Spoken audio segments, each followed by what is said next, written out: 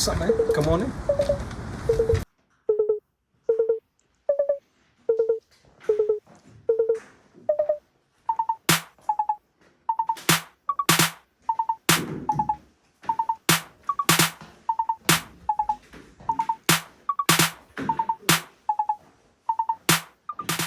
Check 1 2 3 1 2 3. Sound check 1 2 3. This is my normal talking voice. What's up, man? Everything is everything. Good to see you. This is going to be interesting, Code Keepers. We're just having a discussion.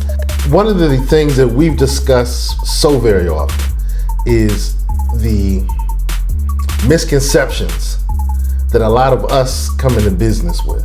Okay. And one of your fortes is, giving that great direction that our community just hasn't benefited from until people like you start speaking. I'm saying too much, man. Look, man, what are we doing wrong in business? We're doing a lot right. I'll start with that. We'll do the setup spike type of thing. Okay. The sandwich. You're gonna say we do something good. No, we do a lot good. There's a lot of talent. There's a lot of grind. There's a lot of willpower and grit to go out there and achieve. We've learned to do a lot with almost nothing. I think that's something that gets overlooked. We've done. I don't know. Dougie Fresh said that, right? We the willing have done. Well, I can't. No one else wants to do with almost nothing. Yeah, So you ain't really doing nothing. Yeah, no, it's been that way. Like we've set a standard and kind of shown people that you could do a lot with almost nothing, and it's kind of been forced upon us, and we've had to make do with almost nothing to do a lot. So there's a lot of respect that goes to these people that are out there grinding and making things work despite everything. No, it's important. It's important. I think it's important to set it up that way though, because I think the disconnect is this, and we talk about this a lot, is people think the entrepreneurship and the LLC is the goal. They think going to get that LLC paperwork is the goal. And I see people celebrating it, and sometimes it feels a little, it's fine, it's cool to celebrate the small wins, but I think that there's too much emphasis and too much celebration on the LLC as if that was the end all be all.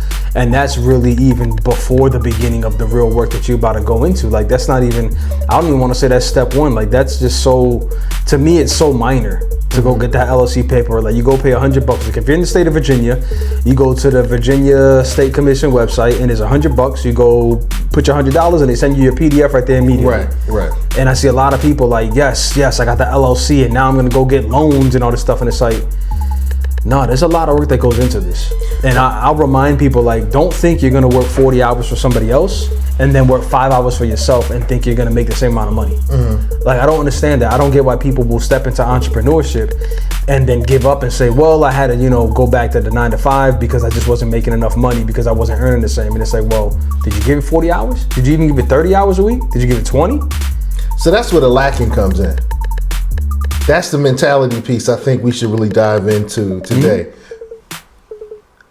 I worked at McDonald's. I worked at the schools. I worked at the university. I worked at this corporation. I gave them 40 hours a week. But when I open mine, I think it should flourish with 5 to 10 hours. Well, and they think too, it's like I want to go into business ownership because then I'll be able to take off whenever I want to take off. I'll be able to work the hours I want to work. That's true. But in the beginning, most people that are successful, they're going to tell you they were working 70, 80 hours a week. They weren't taking vacations. They were missing out on a lot of important events in their life for many years until they got to the point where they could have that work-life balance. So I saw a preacher recently who he was talking about that he no longer is talking about balance anymore. He's talking about rhythm. And I agree with that. It's not so much work-life balance. It's not so much life balance to me. It's rhythm, knowing the rhythm and knowing when you're in a season of grind mode and you're going to be missing out on some important events. You might miss a baby shower of a family member that you thought you were going to be able to go to. You might not be able to make it to every, important event. You might not be able to make it. That's the rhythm of the season you're in now, until you work to a point where now we're in the next season where I can delegate and I can get some team members to help out and I could take my eyes off the business for 2 seconds. But in those first couple of years when you're building, I don't believe in that balance exists. I think that's fate. I think there is no like I've seen people start the entrepreneurship journey thinking I'm gonna work 9 to 5 Monday through Friday only, from zero. That hasn't been my experience. In the beginning, you were answering phone calls and text messages and emails at 7 o'clock, 8 o'clock at night, way beyond business hours. Because you're out there trying to make an impression, you're trying to make a name for yourself, and you're doing everything you can to get some kind of competitive edge. Yeah, because like, you're not going to, the chances are when you're starting, you're not going to be cheaper than everybody necessarily. You're not going to necessarily be the best in the field. So what kind of competitive edge are you going to have? Sometimes it is going to be the accessibility to you. And it sucks because you start to drain yourself. You find yourself at a point where you're doing so much and giving everyone access to you 24 hours a day. But it's like in the beginning, that almost felt like the most competitive edge we had was, okay, you call them at 5 o'clock, you can't get them. You call me at 7, you can get me. That's how it felt in the beginning. Mm-hmm. And we built the business that way. Little by little, we grew to the point where it was like, okay, now we could really establish some boundaries in office hours and say at 5 o'clock, we're not doing it no more. When I answer emails, when I answer phone calls. But yeah, in the beginning, that was everything. That was weekends, nights. Yeah. You need us, we were running to go get that money. Look, I know when I started my entertainment firm, I was taking calls till 11 o'clock at night. Mm-hmm. You know, because whenever they had the availability to call, is when I would take the call. They work nights and they didn't get off till late. Yeah, you can call me 2 a.m., you know, because I want to get that contract. Mm-hmm. I want to make sure I make a profit from you. So, yeah. But you deal with businesses in a way that's very different than I did. You are in the position, and I actually want you to speak about your business so people know what we're talking about, mm-hmm. where you help business people start off on the right foot. I mean, you counseled, you guided, you were an advisor, you were a consultant. You did that type of stuff. Yeah. So tell me about what you do first. Well, not me. Yeah. Tell the camera. Yeah, so we at Tsunami Digital Media, we do video production primarily for small businesses, large businesses, and nonprofits. And I like to say we want to help amplify voices. We want to help tell stories. But essentially it's video production. If we distill it down, if we're going to tell a child what it is, I'd like to say, well, they say if you can't explain it to a kid, then you don't even understand it well enough. You don't understand it, right. So if we distill it down to the simplest thing, we do video production here. And that's commercials, documentaries, testimonials, all that sort of thing. In the mix of it, what you're alluding to is that we take it a step further in terms of customer service and my own personal integrity. And it's if a client sits across from me and says, hey, I'm starting my business today. I have no social media presence at all, but I know I need video content. I want to go ahead and give a $10,000 budget to go get the best commercial possibly filmed. Integrity wise, I've never been in a situation where I'm just like, here's an invoice, let's go do it. I have a bigger conversation. That sounds like the dream, man. If I make the right joint, I make the right video, everyone's going to like it. Mm-hmm. Everyone's going to book me. I just need to have the right one. Mm-hmm. And we know that doesn't work that way. Social media doesn't work that way. Marketing doesn't work that way. This silver bullet type of approach to marketing, it doesn't exist. This idea that I'm going to spend X amount of money on a video and then all of a sudden that's all I'm going to do and my business will 10X because I did this great video. It doesn't work that way. It's weird because I think I'm not saying anything new. This is common knowledge to most people. But for some reason, I feel like many business owners. Is it? I think people know you got to market. They're getting marketed every day. Mm-hmm. They know that they're watching commercials every single day. They know this is a daily thing to promote your business. They've seen it. They see Coca-Cola, they see Red Bull. Every time they open their Instagram, they see ads over and over and over again, and they see the same types of ads because the algorithm knows what you like. So they're going to feed you nonstop ads about whatever you've been consuming. I think people understand that they're consuming advertising. I'm not sure if business owners, particularly newer ones, and even the older ones, realize that that's the strategy or the level that they have to do if they want to get the results that they want. But that's the thing where I say there's a disconnect. And that's the part that I don't understand. The disconnect with business owners where they forget what it's like to be a consumer. I think the business owner... hold on. Say that again. There's a disconnect with the business owner forgetting what it's like to be a consumer. They forget what it's like to be a consumer. Right. And they forget what it is that... As a consumer, right? Like if I'm as a consumer, okay, I don't know what you sell, and all of a sudden, as a business owner, you think I'm supposed to care as much as you care. I'm supposed to understand why the things cost what they cost for you. I'm supposed to care that you worked really hard for this business and that you got kids at home and you're out here struggling for the American dream. As a business owner, you kind of, for some reason, there's like this weird disconnect where they just have this expectation that I don't know where it comes from. I guess it's because maybe they're pouring so much of themselves into the business. And they're out there really trying to chase their dream and that passion. And there's a hope that people see that and appreciate it. Mm-hmm. But they forget you're running a business. And these are consumers. and they don't care about the struggles you have going on in terms of you're asking me for money. Right. And I just want what I need. It better be the quality I want or more, and I want to be treated the way I'm supposed to be treated. Like, it's just a weird thing. Like, if I had a client that was trying to sell a particular product, and it was the type of product that was a physical product. And I was explaining, you need to try to figure out how you get on Amazon. You need to have a direct-to-consumer channel with your website to sell them directly. And the answer was, no, I'm only going to go to trade shows because I'm not Walmart. And I'm like, I understand, but the particular product you're selling is available in Walmart right now in the $5 to $10 range. And that type of consumer is very used to going to add to cart, free shipping, and it's at my doorstep in 2 days. Your personal story about the struggle you went through to start your business and all the video content you want to make to explain that this is something that you've had a dream since you were a child and how it's going to help break the generational poverty in your family and XYZ and care about the emotional thing doesn't change that you're selling this very easily accessible commodity that's available on every shelf right now for $5 to $10, and you get it in 2 days. So as a consumer, it's not enough for me to hear the story of the struggle and then say I'm going to pay 3-4 times it and wait 3-4 times the amount of time it takes to get it. I'm not going to pay you $20 because your story is nice when I can go get it for $5 right now off a shelf. So as a business owner, we got to live in the reality of these consumers and how they participate in the market, how they're buying things, the level of service they expect. And there's certain things that you're not going to be able to do. That's why I say, like, in the beginning, you might not be able to be price competitive, because when you're doing a retail product, for example, when you have scale, you could do it for much cheaper, right?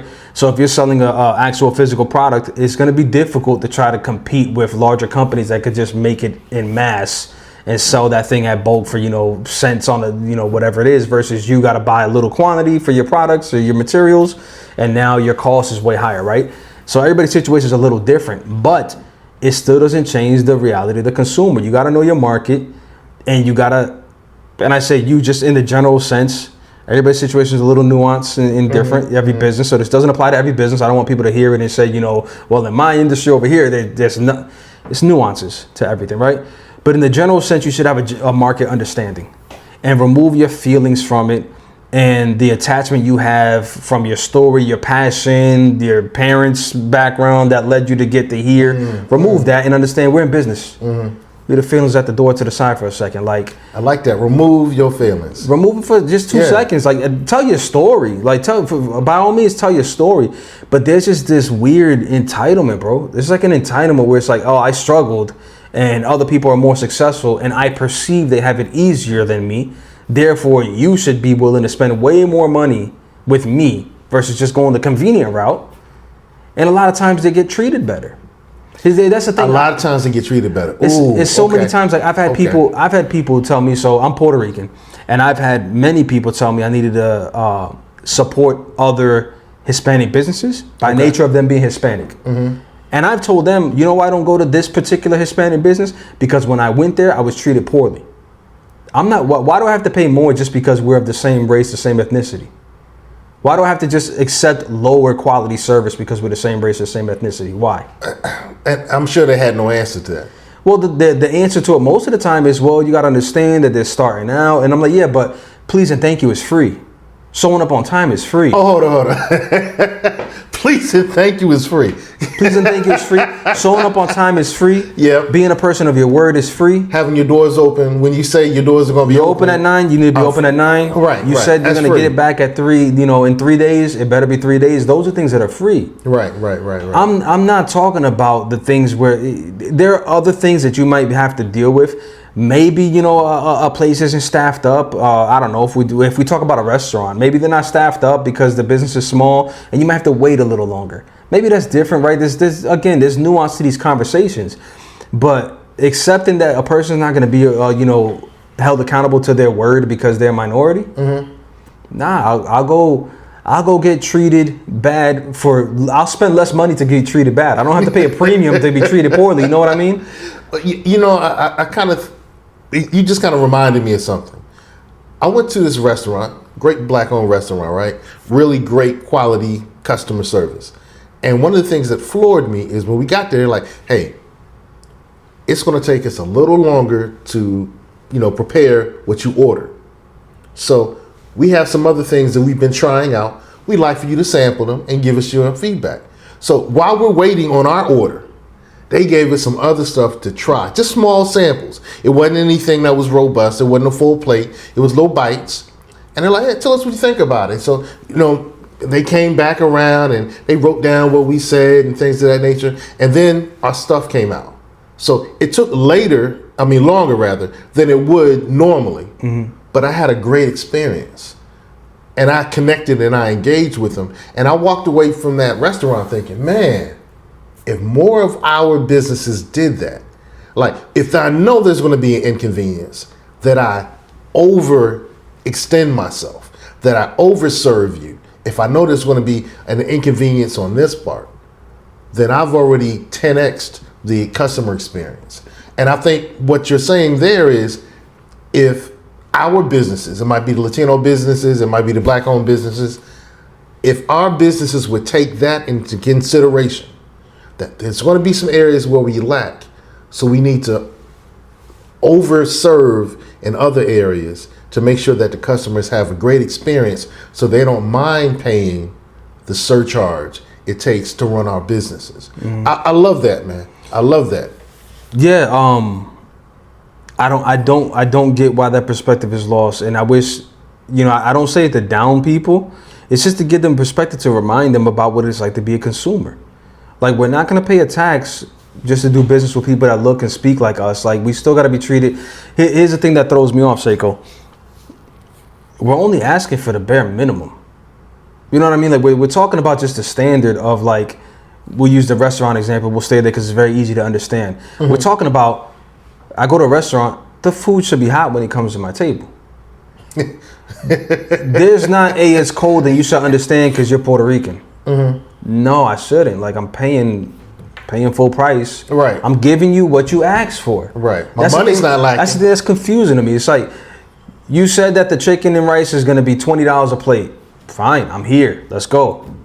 Now it gets to me and it's cold. Now it gets to me and there's an attitude. Now there's problems with, with everything else with the service. And it's like, so you just accept it because we're minorities. No. This is look how low the bar has gotten, that when you get what you ask for, it's seen as high level service. Like right now, it's common for me. Like if I go to a restaurant and the food is piping hot, oh my goodness, this is amazing. It's a great experience. And it's like, but what were you expecting? Like the standard of service has gotten so low that if you get what you asked for, you think you got stellar service. The Bible says that you are like I'm thinking of it in Spanish. Come on, man, say it in Spanish. Siervo inútil, which is like an unuseful servant, right? Because all you did is what was asked of you. Mm-hmm. That's all you did. You did nothing more. So what are we celebrating? I think in the parable of the talents. All you did is what I asked of you. So what are we celebrating? Mm-hmm. So it's like, if that's the bar just to do is like, and that's fine. Like, listen, the video is $2,000. You got the video. We gave it to you. The $2,000 came back. Cool. Business was done. Mm-hmm. But let's not pretend that we've received incredible stellar service. Like the bar of excellence is higher than that. Like look at how low the bar is in the market, to where Chick-fil-A dominated the fast food industry just by saying my pleasure. That's it. That's it. You're not going to tell me that you and your wife can't make better fried chicken in your house right now. But all they did was treat you better. The wraps are good. But chicken wraps are good. But all they said was you're welcome. You're welcome. Consistently. Yeah, right. To the point that you knew that that's what you're going to get. To the point that it felt odd. Their testimony, their reputation, that's branding, right? That's real branding. Mm-hmm. People think branding is a logo. There's a parentheses conversation now. People think branding is a logo. Branding is what people are already saying about you. In church, we'll call branding your testimony. That's what branding is. So people think, I'm going to work on your branding. It's like, no, you already have a brand if you pay attention. You know what your brand is? If you're the type of person that you go into a room and people are wary of cursing around you, maybe, or maybe they're not going to send you nudity and stuff like that because they know that's not the type of person. You have a brand. Businesses have a brand. They know what they can get away with. They already know your reputation. That's your brand. So Look at the brand of Chick-fil-A is so strong. Right. To where when they don't say you're welcome, you know something is wrong. Something's wrong. Right. That's not their standard. I didn't get to my pleasure. What happened?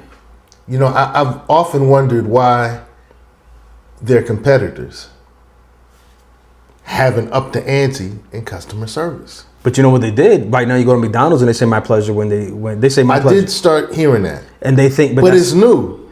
But they think, see, this is where it's wrong. And this is a lot of entrepreneurs make this mistake. They try to replicate just that end result and not understand what like the real spirit of it is. Like my pleasure is just like the little period to the end of the customer service strategy. Like, look, they're saying my pleasure at Mickey D's, but the whole experience is not like the experience at Chick-fil-A. It's not. No. It's not baked into their culture yet. I haven't seen that. And it almost doesn't have to because they kind of serve different markets. That's true. That's true. Because McDonald's is just quick, and I you know what you're getting at McDonald's. It's the same when you go to Walmart. You know what you're getting at Walmart. Like right now, again, branding and testimonies parallel, right? You look at Walmart, you look at Target. These people are selling the same stuff, but you can already think in your head the type of people that go dressed to Walmart and the way people dress to go to Target. Yeah, there's a club Walmart. There's not a club Target. So I know that if I go to a certain Walmart, you know, it's going to be lit. People are, it's crazy. Now we're not supposed to go on to Target nowadays either. So just I haven't been in Target. Just a scenario. Yeah. But just a comparison in market analysis and branding, right? We're not supposed to be going to Target. Don't. All right. Okay. But when I did go, because to be honest with you, I never really shopped there myself. But my daughter and my wife. Typically more expensive anyway too. And again, you kind of getting the same thing you would get at Walmart. But if I went to Walmart at the same time I went to Target, there was a club Walmart. There was never a club Target. Well, it was like a Walmart where anything goes, and there wasn't that same debauchery. Well, and at least I'll tell you this. I'll say this about that. If nothing else, again, there's nuance to every situation. If nothing else, Target was more protective of their image because maybe those things did go on at Target regularly. Target did a better job of stomping that out. Like we don't want that publicized and stuff like that. Maybe Walmart doesn't typically. Or maybe the price point attracted a different demographic. Maybe, but I think I want to be careful with that because it just depends. There's nuance to it. There's a lot of nuance to it. There's a lot of nuance to different behaviors at different places. But staying on the whole thing of branding and entrepreneurs understanding what your brand is. Take some time to self-reflect. Take some time to do some market analysis. Don't forget what it's like to be a consumer. Don't forget that you as a consumer, you don't spend money based on somebody else's sad story. You just don't. You'll like and repost and share, but you're not gonna go spend 2 times more money because that person's story is sadder than the next person's. I like that. Don't forget what it's like to be the consumer. I think that's what we're gonna title this. Don't forget. The market don't care about your feelings. F your feelings. It doesn't care about your feelings. It doesn't. And I say that as a person that has been grinding away, trying to do this to the best of their ability for the family. And it comes off kind of like tough love sometimes. And maybe people feel like they might feel like it's just like, oh, you're beating people up. It's like, no, it's just, there's a reality you have to operate in. And if we keep sugarcoating forever that the LLC means you're an entrepreneur, and the entrepreneurship means you can work 9 a.m. to 3 p.m. and then take every weekend off and then go on vacation whenever you want and go get all the loans you want in the business name. Because if I got an LLC, I can go flip my $300 into a $100,000 loan and then I pay myself. And all these things you hear on Instagram and TikTok and all this stuff about once you got an LLC, that's how you unlock all these loans and all these grants. Listen, they don't tell the whole story. They don't tell the whole story at all. They don't tell the whole story at all.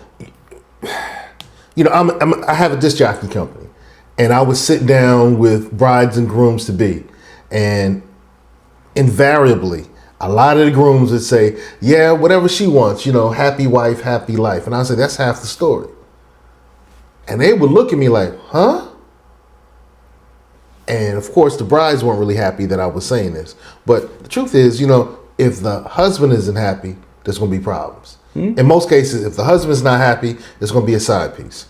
You got to want both partners. Yeah. So it's happy spouse, happy house is probably a better way of looking at it. So what I'm saying is you got to look at the whole picture.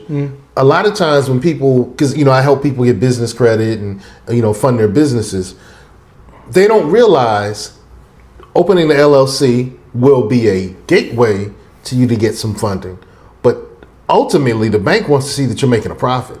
The funder wants to see that you have some revenue before they even truly open the gates and say, hey, we're really going to help you. So you can't really expect, just because you opened up and got your LLC, to get a big line, because they're only going to give a big line if you have big profits, if you have big records to demonstrate that you are able to pay back the funds that they're going to extend to you. So they don't tell the whole story is what I'm saying.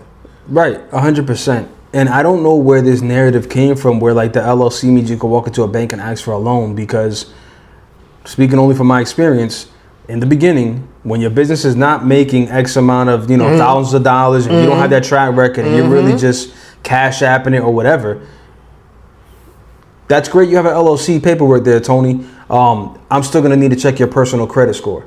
Well, that's true. I'm still need to check your personal debt to income ratio. Yeah. So it's like, but I got an LLC, and they told me on TikTok at the LLC, it's like, you don't have a history. Hey, TikTok tricked you. Like, we are going to check your personal credit. Right. That's great. You got an LLC. We'll take it and file it. What's your personal credit? I need a personal guarantee. I need your name on here that says that despite you having an LLC, right now we're sitting in this office, and in this office, in our lease paperwork, there was a line that says, okay, you got an LLC, that's well and good. That makes you right with the state to do business, and you're covered with them. Right. Now, for our office space, I want your name and your home address right here, that if something happens, we're going to go talk to you. We're coming for you. Right. So, because they're saying, F your feelings, bring everything to the table. And they know the narrative that's out there, that with the LLC, I can go get all the loans I want, and I just close the LLC, and I move on, and nothing happens. Right. And it's like, no, I'm going to need a personal guarantee. I'm going to need to check your personal credit, because your business doesn't have a credit score. You haven't been doing it long enough to have your credit score in your business. No DMB, right? I'm going to need to go check your personal credit. And people, I don't know why we're setting them up for failure that way. I think the conversation needs to be more around how you're handling your personal expenses, because one of the things I say is, many of the people I know in my circle, not that I know everything, and not that my circle is the whole experience of the whole country, there's nuance to everything. Many of the people in my circle, I say, we don't have an income problem, we have an expense problem. We're making enough money. We're making it. And you know how I know that? Right. You know how I know that? Because the people around me have worked in similar places, and we come from similar backgrounds and similar tax brackets. You get a home, that mortgage rate is typically the same thing, fluctuates maybe $100 or so, whatever, maybe $200, depending on whatever you got, with escrow and your right? You're working the same place. You got raises little by little. 10 years later, you're making more than you did when you bought that house first. 10 years later, you're all in this financial trouble. That wasn't an income problem. There was decisions that were made. Me and one of my best friends, we got a saying that we say all the time: when stuff hits the fan for people, we say choices and consequences. Choices and consequences. That's what you're dealing with. Okay, say that again, because now I'm thinking maybe that's the title. You don't have an income problem. You got an expense problem. An expense problem. You have an expense problem. And I'll say this, and there's nuance, and I keep repeating that because I know that sometimes we're talking broad strokes, and it might strike somebody's nerve the wrong way, because everybody's situation is going to be different. So with respect to people, that there's nuance and it's a little different. But I would encourage anybody that says that they have an income problem to look inward and do an assessment of their expenses first.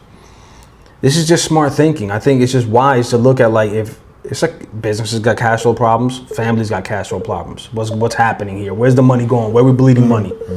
Because to think that, if I go tell my boss, like like Dr. K we spoke to the other day. Okay. If we just think this attitude is going to be, I'm going to sit here waiting at the mercy of a boss to give me a raise to then improve my life, we're wrong. We're wrong. That's not the way this works, and that's not the way I'm going to live my life, is hoping my boss wakes up in a great mood to give me a raise. And I will routinely ask people too, it's like, what kind of problems do you have that you think a 50-cent raise is going to change? Or a $1 raise is going to change? All right, I don't want to give away too much here, man, bro. Like I said, co-keepers, Tone definitely brought some valuable insight. And I think the walkaways from this, You don't have an income problem, you have an expense problem, number one. Number two is one of the things that have been repeated numerous times in our conversation, forget your feelings. And the third thing that I think I've heard you say repeatedly in this conversation, I should have written it down, but I wasn't.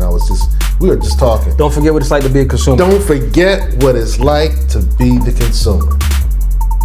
Why don't we end there, man? Salute. I'm telling you, Tone, you're the business whisperer, man. Nah, I'm still trying to figure it out myself. We all are.